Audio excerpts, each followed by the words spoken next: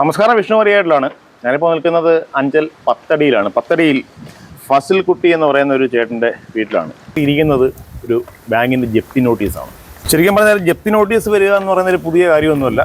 പക്ഷേ ഇത് ഒരു വല്ലാത്ത ഒരു അവസ്ഥയാണ് ഈ ചേട്ടൻ്റെ അവസ്ഥ എന്ന് പറയുന്നത്. കാര്യം ഈ നമ്മുടെ ഗ്രീൻഫീൽഡ് ഹൈവേ ബന്ധപ്പെട്ട് ഇവരുടെ വീടും സ്ഥലവുമൊക്കെ അതിൽ ഉൾപ്പെട്ടുള്ള ഒരു ഭാഗമാണത്. അതുമാത്രമല്ല, ഈ വീടും വസ്തു നിലവിൽ ബാങ്കിൽ ലോണിലിരിക്കുകയാണ്. ലോണെന്ന് നമ്മുടെ കേരള ബാങ്കിൻ്റെ, നമ്മുടെ കേരള സർക്കാരിൻ്റെ കേരള ബാങ്കിലാണ് ഈ വീടിൻ്റെ പ്രമാണം തോന്നിയിരിക്കുന്നത്. ഇപ്പോഴത്തെ ഒരു അവസ്ഥയെന്ന് വെച്ച് കഴിഞ്ഞാൽ 2015 മുതൽ ഇദ്ദേഹത്തിന് ക്യാൻസർ രോഗം പിടിപെട്ട് ചികിത്സയിലാണ്. ഏതാണ്ട് ഈ ഇദ്ദേഹത്തിന് തന്നെ തൊട്ട് മുന്നിൽ കാണുന്ന ബിൽഡിങ് 1 കോടി രൂപ പുറത്ത് പുള്ളി കൊടുത്തു. എല്ലാം ട്രീറ്റ്മെൻറ്റിനായിട്ട് വേണ്ടി ചിലവാക്കി. അപ്പോൾ ശരിക്കും ഇപ്പോൾ അദ്ദേഹത്തിന് ഏതാണ്ട് ഒരു 50 ലക്ഷം രൂപയോളം കടമായിട്ടുണ്ട്. അപ്പോൾ അതിനിടയ്ക്കാണ് ഇപ്പോൾ ഈ ജപ്തി നോട്ടീസ് ബാങ്ക് അയച്ചിരിക്കുന്നത്. അദ്ദേഹത്തിൻ്റെ ചികിത്സാ ചെലവും അതുപോലെ വീട്ടിലെ കാര്യങ്ങളും ഒക്കെ ഈ വീടിൻ്റെ തൊട്ട് മുന്നിൽ തന്നെ ഒരു ചെറിയൊരു പെട്ടിക്കടയിൽ ലോട്ടറി വിറ്റാണ് അദ്ദേഹത്തിൻ്റെ കാര്യങ്ങൾ നടത്തിക്കൊണ്ടിരിക്കുന്നത്. ശരിക്കും പറഞ്ഞാൽ സ്വന്തമായി വീടും വസ്തുവൊക്കെ ഉണ്ട്. ഈ വീടും വസ്തുവും വിറ്റ് ഇത് ലോൺ അടയ്ക്കാനെ കൊണ്ടുള്ള നിർവാഹമില്ല. കാര്യം വാങ്ങാൻ ആളുണ്ട്, പക്ഷേ ഇതിൻ്റെ ഈ നിയമക്കുരുക്കിൽപ്പെട്ട് എടുക്കുന്ന വസ്തുവാണ്. അപ്പം അതിൻ്റെ കൂടുതൽ കാര്യങ്ങൾ എന്തൊക്കെയാണെന്ന് നമുക്ക് ചേട്ടനോട് നേരിട്ട് വെച്ച് മനസ്സിലാക്കാം. ചേട്ടാ, ഇപ്പോൾ ഇത് എന്താണ് ഇപ്പം നമ്മുടെ അവസ്ഥ നിലവിലുള്ളത്? ഇപ്പോഴത്തെ പ്രശ്നം എൻ്റെത്, ബാങ്കിൽ നിന്ന് കഴിഞ്ഞ 2-3 ദിവസം മുമ്പേ ഇവിടെ ആൾ വന്നിട്ട് പറഞ്ഞ് 10 ദിവസത്തിനകത്ത് അവർക്ക് വീട് ഒഴിഞ്ഞു കൊടുക്കണം. അപ്പം അത് ഇവിടെ പ്രായമായ ഒരു ഉമ്മയുണ്ട്, ഞാനുണ്ട്, ഒരു മോള് പഠിച്ചുകൊണ്ടിരിക്കുകയാണ്. അതിന് 2 ലക്ഷം രൂപ ഫീസ് അടയ്ക്കാറായി. അതിനും ഇപ്പോൾ എന്നെ കൊണ്ട് മാർഗമില്ല. പിന്നെ ഈ വീട് ഇപ്പം ഞാൻ എൻ്റെ ചികിത്സയ്ക്ക് വേണ്ടിയിട്ട് ഏതാണ്ട് ഒരു 1 കോടി 30 ലക്ഷം രൂപയ്ക്ക് മേളിൽ എനിക്ക് ചികിത്സയ്ക്കായി. അപ്പോൾ അന്നൊക്കെ കുറേ സഹായമൊക്കെ ഉണ്ടായിരുന്നു. എൻ്റെ തൊട്ട് മുമ്പിൽ കാണുന്ന എൻ്റെ ബിൽഡിങ് ഒരു കടയുണ്ടായിരുന്നു, അത് ഞാൻ വിറ്റ് ചികിത്സിച്ച് ഇപ്പോൾ ഏതാണ്ട് 50 ലക്ഷം രൂപയ്ക്ക് മേളിൽ എനിക്ക് കടത്തി കിടക്കുകയാണ്. അപ്പോൾ എനിക്ക് എൻ്റെ ഈ നിലവിലുള്ള ഈ വീടും സ്ഥലവും മാത്രമേ എനിക്കിനി ബാക്കിയുള്ളൂ. അപ്പോൾ അതെനിക്ക് വിൽക്കാനോ ഈ പ്രശ്നങ്ങൾ തീർക്കാനോ എന്നെക്കൊണ്ട് പറ്റുന്നില്ല. കാരണം അത് ഈ ഗ്രീൻഫീൽഡ് ഹൈവേക്ക് വേണ്ടി സർക്കാർ ഏറ്റെടുത്തിരിക്കുകയാണിത്. അപ്പോൾ ഇപ്പോഴത്തെ ഒരു അവസ്ഥ എന്ന് പറയുന്നത് എനിക്ക് ഒരുപാട് പ്രശ്നങ്ങളാണ്, ഒരുപാട് പ്രശ്നങ്ങൾ. അപ്പോൾ എന്നെപ്പോലെ പലരും ഉണ്ട്, പക്ഷേ ആരും അതിന് രംഗത്ത് വരുന്നില്ല. പക്ഷേ എനിക്കിനി മുമ്പോട്ട് പിടിച്ചു നിൽക്കാനുള്ള ഒരിതില്ല. ഇതുമായി ബന്ധപ്പെട്ട് നമ്മുടെ സ്ഥലം MLA MP ഒക്കെ കണ്ടിരുന്നോ? ഇത് MP ഒക്കെ പറഞ്ഞ് MP ഒക്കെ ഇപ്പോൾ അവസാനം ഒരു കൈയൊഴിഞ്ഞ മട്ടാണ്. അവരൊക്കെ കൈയൊഴിഞ്ഞതുപോലൊരു മട്ടാണ് ഇപ്പോൾ കാണുന്നത്. എന്താണ് പറയുന്നത്? ഇനിയിപ്പോൾ അന്ന് MP ഇവിടുന്ന് ലാസ്റ്റ് ആരോ കാണാൻ പോയപ്പോഴത്തേക്ക് ഞാൻ പോയിട്ടില്ല. ഇവിടുന്ന് പോയവരെടുത്ത് പറഞ്ഞ് ഇനി നിങ്ങളുടെ ഇഷ്ടം പോലെ എന്തോ വെച്ചാൽ ചെയ്യാൻ പറഞ്ഞിരിക്കുകയാണ്. ജനപ്രതിനിധികളെല്ലാം കഴിഞ്ഞ എല്ലാവർക്കും ഇതറിയാം പ്രശ്നങ്ങൾ. പക്ഷെ ആരും ഇതിനകത്ത് ഒന്ന് ഇറങ്ങുകയോ മറ്റു കാര്യങ്ങളൊന്നും ചെയ്യുന്നില്ല. എൻ്റെ ഒരു പ്രശ്നം ഇത്രയും ഒരു ബുദ്ധിമുട്ടിൽ വന്ന് നിൽക്കുന്നത് കൊണ്ടാണ് ഞാൻ ഇങ്ങനൊരു സംഭവം ഞാൻ ചെയ്യുന്നത്.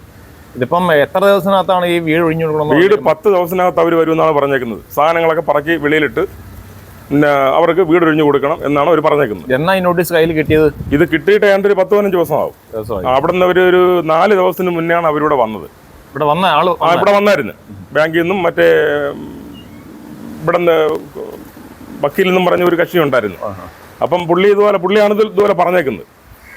അപ്പോൾ ഒന്നീ സർക്കാർ ചെയ്യേണ്ടത്, പിന്നെ റോഡിൻ്റെ പണി ക്യാൻസലാക്കി ഇത് മറ്റുള്ളവരുടെ ബുദ്ധിമുട്ട് സർക്കാർ ഇത് അറിഞ്ഞ് ഈ ബുദ്ധിമുട്ട് ഇത് വിൽക്കണം. അല്ലെങ്കിൽ എൻ്റെ ഈ പ്രശ്ന പരിഹാരത്തിന് എനിക്ക് സർക്കാർ കുറച്ച് പണം തരണം.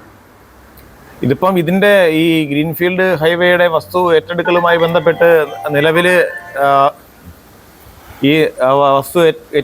ബന്ധപ്പെട്ട് നിലവിൽ ആർക്കെങ്കിലും സർക്കാർ പൈസ കൊടുത്തിട്ടുണ്ട്? ആർക്കും ഇതുവരെ കൊടുത്തിട്ടില്ല. ചടയങ്ങളത്തൊക്കെ പ്രമാണം മേടിച്ചിട്ട് 3 വർഷം കഴിഞ്ഞു.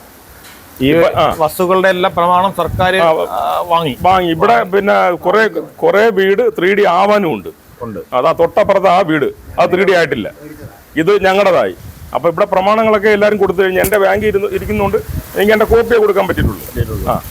ഇപ്പം ബാങ്കുകാർ ഇതിനകത്ത് തീർത്ത് ഇറങ്ങണമെന്നാണ് ബാങ്കുകാർ വന്ന് പറഞ്ഞേക്കുന്നത് ഇറങ്ങി കൊടുക്കണമെന്നാണ്. അപ്പൊ നമ്മളിനിയിപ്പോ നമ്മൾ ചെയ്യും? എനിക്ക് വേറെ പോകാൻ എങ്ങോട്ടും വേറെ സ്ഥലങ്ങളില്ല. സ്വന്തമായിട്ട് വീടും ബസ്സും ഉണ്ടായിട്ട് പോലും കടത്തണ്ണയിലേക്ക് ഇറങ്ങുന്ന ഒരു അവസ്ഥയാണ് ഇപ്പൊ നിലവിലുള്ളത്. അങ്ങനെയൊക്കെയുള്ള ഒരുപാട് പ്രശ്നങ്ങളുണ്ട്. അപ്പൊ ഇത് ഇടപെട്ട് എനിക്ക് എന്റെ കാര്യമേ ഇപ്പൊ ഇതിനകത്ത് പറയാൻ പറ്റൂ. എന്റെ പ്രശ്നത്തിന് ഒരു പരിഹാരം ഉണ്ടാക്കണം. ഇതുപോലെ പ്രശ്നം അനുഭവിക്കുന്ന ഒരുപാട് ആളുകളുണ്ട്, അവരൊന്നും മുന്നോട്ട് വരുന്നതുമില്ല. ആരും വരുന്നില്ല, ഒരാളും വരുന്നില്ല. ഇതിലിപ്പോൾ എന്ത് നടപടി, ഏത് രീതിയിൽ സർക്കാർ ഇത് നടപടി എടുത്താൽ നമുക്ക് ഇത് നമുക്കുള്ള കാര്യങ്ങൾ? എനിക്ക് ബാങ്കുകാരുടെ പ്രശ്നം ഒന്നത്. രണ്ടാമത് ഞാൻ 50 ലക്ഷം രൂപയ്ക്ക് ഞാൻ അവിടെ പലിശ കൊടുത്തുണ്ട്. 30,000 രൂപയ്ക്ക് ശരാശരി പലിശ കൊടുത്തുകൊണ്ടിരിക്കുകയാണ്. 120 ലോട്ടറി വിറ്റാൽ കിട്ടുന്നത് 10-500 രൂപ. അത് വീട് നോക്കണം, ഇങ്ങനെയുള്ള കാര്യങ്ങളെല്ലാം നടത്തണം. ഇപ്പം നമ്മൾ ഇനിയിപ്പോൾ അവസാന ശ്രമമായിട്ട് ഇനി എന്ത് ചെയ്യാൻ പറ്റും? എന്തെങ്കിലും ഒരു ഐഡിയ ഉണ്ടോ മനസ്സിൽ? ഇതിനകത്ത് സർക്കാർ മുമ്പിൽ ഏറ്റെടുക്കണം. ഒന്ന് ഭൂമി ഏറ്റെടുത്ത് ഭൂമിയുടെ ഉടമസ്ഥർക്ക് അതിന്റെ സാമ്പത്തികം കൊടുത്ത് ഒഴിവാക്കുക. അല്ലെന്നുണ്ടെങ്കിൽ ഈ ഗ്രീൻഫീൽഡ് ഇത് അവർക്ക് ചെയ്യാൻ മുമ്പോട്ട് താല്പര്യമില്ലെങ്കിൽ ഇത് ഇതിന്റെ 3D ഇത് റോഡ് ക്യാൻസൽ ആക്കുക. എന്തായാലും ഈ റോഡ് ക്യാൻസൽ ആക്കുന്ന ഒരു സംഭവം നിലപാടെടുക്കുമെന്ന് തോന്നുന്നില്ല. അല്ലെങ്കിൽ നമ്മുടെ കാര്യത്തിന് ഒരു പരിഹാരം ഉണ്ടാവണം. പരിഹാരം ഉണ്ടാക്കി സാമ്പത്തികം കൂടെ എത്രയും പെട്ടെന്ന് ആളുകൾ. നമ്മുടെ ഈ വീടിനും വസ്തുവിനും സർക്കാർ വില നിശ്ചയിച്ചിട്ടുണ്ടോ? ഇല്ല, അത് അവര് ചിലപ്പം വില ഇട്ട് കാണും, നമ്മുടെ അടുത്ത് പറഞ്ഞിട്ടില്ല. ഇതിപ്പോ ശരിക്കും പറഞ്ഞാല് ഈ വസ്തു വിറ്റ് കഴിഞ്ഞാൽ ചേട്ടന്റെ എല്ലാ പ്രശ്നങ്ങളും തീരും അല്ലേ? കടബാധ്യതകൾ തീരും, എന്റെ എല്ലാ പ്രശ്നങ്ങളും തീരും. മറ്റെവിടെയെങ്കിലും ഒരു നമുക്ക് സ്വസ്ഥമായിട്ട് വീടൊന്നും വാടക എടുത്താലും കിടക്കാം. പക്ഷെ 30,000 രൂപ ഞാൻ പലിശ കൊടുക്കുന്നത് നമുക്ക് താങ്ങാൻ പറ്റുന്നില്ല. അത് വേറെ പലിശക്ക് എടുത്തിട്ടാണ് ഈ പലിശ കൊടുക്കുന്നത്. മറുപലിശക്ക് എടുത്തിട്ടാണ് ഈ പലിശ കൊടുക്കുന്നത്. വല്ലവരുടെയും നമ്മൾ പൈസ വാങ്ങിയതല്ലേ, നമുക്ക് കൊടുക്കാതിരിക്കാൻ പറ്റത്തില്ലല്ലോ. ഇതിന്റെ തൊട്ട് അയൽവാസിയായ ചേട്ടനുണ്ട്, പുള്ളിയുടെയും അവസ്ഥ ഏതാണ്ടൊക്കെ ഇതുപോലെ തന്നെയാണെന്ന് തോന്നില്ലേ? ചേട്ടന്റെ അവസ്ഥ എങ്ങനെ? എൻ്റെ അവസ്ഥ എന്ന് പറഞ്ഞാൽ എനിക്ക് വലിയ ബുദ്ധിമുട്ടില്ല. എനിക്ക് വീട്ടിൽ ലോൺ എടുത്തിന് വീടിന് പണിയൊക്കെ ഉണ്ടായി ചെയ്യാറുണ്ട്. വീടിന് 4 സൈഡും കെട്ടിയെടുക്കാണ്ട് ഒന്നും ചെയ്യാകുന്നില്ല, മുറ്റം ഇടാണ്ട് ഒന്നും ചെയ്യാകുന്നില്ല. പൈസ മുടക്കണമെന്നാണ് അവർ വന്നിട്ട് പറഞ്ഞത്. അവർ ഒരു കാരണവശാലും ഒന്നും ചെയ്യാൻ തമ്മിൽ വർഷം 3 കഴിഞ്ഞ് വലിയ ബുദ്ധിമുട്ടില്ല. മാത്രമല്ല ആര്യങ്കാവ് മുതൽ കടമ്പാട്ട് ഗുണം മുതൽ ആര്യങ്കാവ് പോലുള്ള എല്ലാ ഒരുമാതിരിപ്പെട്ട ജനങ്ങൾക്കുള്ള ബുദ്ധിമുട്ടാണ്. അവരാരും ഒന്നും പറയുന്നത്. പ്രത്യേകിച്ച് ഇത് രാഷ്ട്രീയക്കാരും ജനപ്രതിനിധികൾ ഇടപെടുന്നുള്ള വോട്ടിൻ്റെ സമയമാകുമ്പോൾ വീട്ടിൽ ഇവർ വോട്ട് ചെയ്ത് കൊടുക്കണം. ഇതാണ് അവരുടെ ഒരു ഇതേ ഉള്ളത്. വേറെയുള്ള അവർക്കൊരു ഉത്തരവാദിത്തമില്ല. MLA അടുത്ത് ഞങ്ങൾ പോയി പരാതി പറഞ്ഞ് MLA ഒരു പ്രാവശ്യം ഇത് നിയമസഭയിൽ ഉന്നയിച്ചതുമാണ്. പിന്നെ ഇതിന് അനക്കമില്ല. പിന്നെ വരുന്ന ഉദ്യോഗസ്ഥർ പല കാര്യങ്ങൾ അവരെ പല വാക്കുകളാണ് പറയുന്നത്. അവരാദ്യം വരുമ്പോൾ ഒരു കാര്യം പറയും, അതിൽ ആളുകളെ വിശ്വസിപ്പിക്കും. രണ്ടാമത് വരുന്ന വേറെ ആളുകളായിരിക്കും, അവർ വന്നിട്ട് വേറൊരു കാര്യം പറയും. ആദ്യം പറഞ്ഞ കാര്യമല്ല അവസാനം പറയുന്നത്. അങ്ങനെ മൊത്തത്തിലുള്ള ഒരു എന്തെങ്കിലും മനുഷ്യനെ കുഴയ്ക്കുന്ന രീതിയിലുള്ള സംസാരങ്ങളും കാര്യങ്ങളൊക്കെയാണ് ഉദ്യോഗസ്ഥരുടെ ഭാഗത്ത്. പിന്നെ എന്തെങ്കിലും ഇതിനൊക്കെ ഒരു പ്രതികരണം ഉണ്ടാകുമ്പോൾ അവർ 3-4 പേര് വണ്ടിയിൽ വരും. അവിടെ നിന്ന് നടക്കും, ഇവിടെ നടക്കും, അവരങ്ങ് പോകും. അവരുടെ കാര്യം കഴിഞ്ഞ് ഞങ്ങൾ ജനങ്ങളാണ് ബുദ്ധിമുട്ടുന്നത്. ഞങ്ങൾക്ക് ഇവിടെ ജീവിക്കണ്ടേ. ഒന്നീ സർക്കാർ ഇത് ഏറ്റെടുത്തിട്ട് സർക്കാർ പറഞ്ഞിട്ടുള്ള രീതിയിലുള്ള സാമ്പത്തികം കൊടുത്ത് ആളുകളെ ഒഴിവാക്കണം. ഇതല്ല എന്നുണ്ടെങ്കിൽ ഇത് അവർ ഉപേക്ഷിക്കണം. ഇത് രണ്ടും വേണ്ടാതെ ഒരു 2-3 കൊല്ലം കൊണ്ട് ജനങ്ങളുടെ കൈയും കാലും കെട്ടിയിട്ടേക്കുന്ന കണക്ക് പിടിച്ച് വരിഞ്ഞ് മുറുക്കി കെട്ടിയിട്ടിരിക്കുക. 12,000 കുടുംബങ്ങളുണ്ട്. അത് കടമ്പാട്ട് കുണം പോലെ ആര്യങ്കാവ് പോലെയുള്ള ഇത് കൊല്ലം ജില്ലയെ പാർലമെൻറ്റിൽപ്പെട്ടതാണ്. രവീന്ദ്രൻ സാറിൻ്റെ പാർലമെൻറ്റാണിത്, കൊല്ലം ജില്ല. അദ്ദേഹം ഇടപെടുന്നില്ല. കൊല്ലൂർ നിയോജകമണ്ഡലം PS സുബാൽ MLA സാറിൻ്റെ മണ്ഡലമാണ്. അദ്ദേഹത്തിൻ്റെ ഒരു പ്രാവശ്യം ഞങ്ങൾ ഇന്ന് പരാതി പറഞ്ഞ് അദ്ദേഹം നിയമസഭയിൽ ഇത് ഉന്നയിച്ച് പിന്നെ അദ്ദേഹം അനങ്ങുന്നില്ല. ഇതൊന്നും ഈ രാഷ്ട്രീയക്കാർ ഇടപെട്ട് എന്തെങ്കിലും ഒരു ഫോൺ വഴി ഉടനെ ഉണ്ടാക്കി തരണം. ഞങ്ങളെ രക്ഷിക്കണം. ഞങ്ങളുടെ കുടുംബങ്ങളെല്ലാം പട്ടിണിയില്ല, ഒന്നും ചെയ്യാകുന്നില്ല. ഞങ്ങൾ വീടുകൾ ഒന്നും ചെയ്യാകുന്നില്ല. ബിസിനസ് ചെയ്യണമെങ്കിൽ ചിലപ്പോൾ ലോൺ എടുത്തൊക്കെ ആയിരിക്കും ചെയ്യുന്നത്. അതൊന്നും ചെയ്യാകുന്നില്ല. പിടിച്ച് വരിഞ്ഞിറുക്കി കെട്ടി വെച്ചേക്കുന്നതൊക്കെ ഞങ്ങൾ ഇട്ടിരിക്കുക. ഇതിന് പരിഹാരം ഉണ്ടാകണം താഴ്മയായിട്ട് അപേക്ഷിക്കുകയാണ് ഗവൺമെൻറ്റിനോടും അതിൽ ബന്ധപ്പെട്ട ഉദ്യോഗസ്ഥരോടും ജനപ്രതിനിധികളോടും രാഷ്ട്രീയക്കാരോടും. ഇതാ എനിക്ക് പറയാനുള്ളൂ.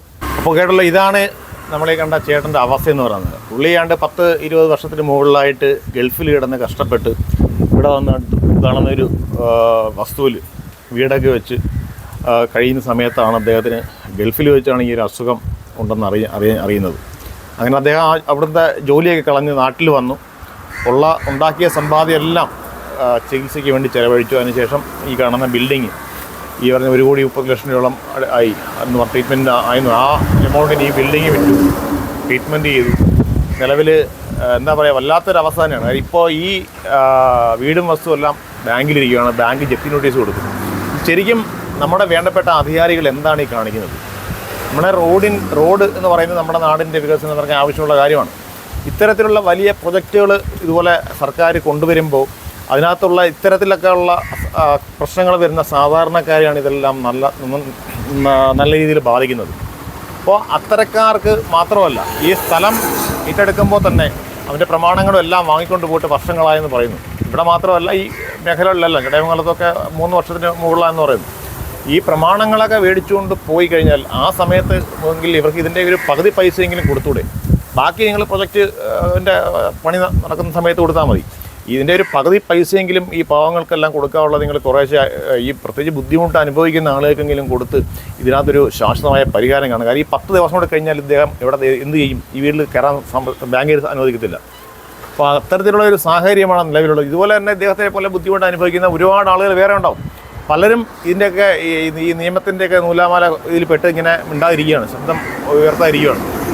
വേറെ യാതൊരു നിവൃത്തിയുമില്ലാതെ വരുമ്പം മനുഷ്യൻ എന്തെങ്കിലും കഴുകുക ചെയ്തു. അത്തരത്തിലുള്ള ഒരു സാഹചര്യത്തിലേക്ക് വേണ്ടപ്പെട്ട അധികാരികൾ ഈ ഒരു മനുഷ്യൻ്റെ ജീവിതം കൊണ്ട് എത്തിക്കരുതെന്നാണ് പറയാനുള്ളത്. ഇതുമായി ബന്ധപ്പെട്ട് ശ്രീ ബഹുമാനപ്പെട്ട പ്രേമേന്ദ്രൻ MP അവർ സമീപിച്ചിരുന്നു, അതുപോലെ തന്നെ നമ്മുടെ MLA PS സുബാലിനെ സമീപിച്ചു എന്നൊക്കെ പറയുന്നുണ്ട്. ഇവരൊക്കെ ഇതിനകത്ത് ആ സമയത്തൊക്കെ ഒന്ന് ഇടപെട്ടിട്ട് പിന്നെ അങ്ങ് മാറിപ്പോകുന്നതല്ലാതെ ഒരു കൃത്യമായ ഒരു പരിഹാരം ഇതുവരെ കണ്ടെത്തിയിട്ടില്ല. ഇനി 10 ദിവസം മാത്രമേ ഈ വീട്ടിൽ ഇദ്ദേഹത്തെ താമസിക്കാൻ കഴിയൂ. ആ ഒരു അവസ്ഥയാണ്. സ്വന്തമായിട്ട് കഷ്ടപ്പെട്ടുണ്ടാക്കിയ വീടും ബസ്സും ഉണ്ടായിട്ടും അത് വിൽക്കാൻ പറ്റുന്നില്ല, അദ്ദേഹത്തിന് വേറെ ഒന്നും ചെയ്യാൻ പറ്റുന്നില്ല. അദ്ദേഹം അതുപോലെ നല്ല രീതിയിൽ പലിശ കൊടുത്തുകൊണ്ടിരിക്കുകയാണ് മാസം. അദ്ദേഹം ഉപജീവനം നടത്തുന്ന ഇപ്പോൾ തന്നെ ലോട്ടറി കടയാണ്. ഇത് വല്ലാത്തൊരു അവസ്ഥയാണ്. ഇത്തരത്തിലുള്ള അവസ്ഥയിലേക്ക് നിങ്ങൾ ജനങ്ങളെ ദയവായി സർക്കാരും സമൂഹം കൊണ്ടെത്തിക്കരുത്. ഇതിനെ പരിഹാരം കണ്ടേ മതിയാവും.